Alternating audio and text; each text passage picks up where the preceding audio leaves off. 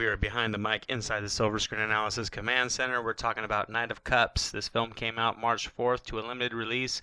The romance drama stars Christian Bale, Cate Blanchett, Natalie Portman, Antonio Banderas, Freida, Pinto, and Wes Bentley. This film is directed by Terrence Malick, who is known for his directorial efforts in films such as The Tree of Life, among others.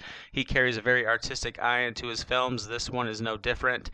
Basically, in this movie, you have Christian Bale. He plays Rick, a successful Hollywood writer who indulges in the party life of Los Angeles, fully immersing himself in the culture of women and drugs as he balances a thin line between falling apart and discovering himself as he progresses through 6 relationships in search of true love. This film wanted so badly to come across as an artistic romantic drama, and from that aspect, I guess you could say this film was a success. It centered around the high society party life of Los Angeles, and yes, there were very great visual moments throughout. The camera work and the directorial eye were all very crisp. It was a polished film. The lighting and the angles were all great.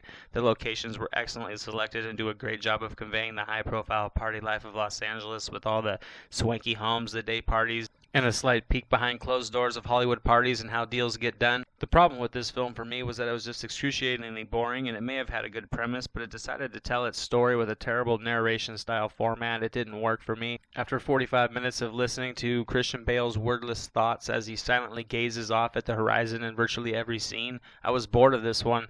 Not bored of the plot or the visual elements that this film brought, but the uninteresting way this film tried to tell itself came across as very lazy. It was very fragmented. It didn't have much substance to it.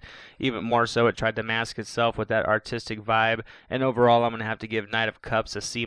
There were many artistic moments to this film that I can appreciate the effort in creating something new. This was a great film to look at for about the first 15 or 20 minutes. It was interesting. You didn't really know where it was going to go, but after a while, this one just felt like one 2-hour-long commercial for cologne, and unfortunately, I'm all stocked up on Aqua de Joe.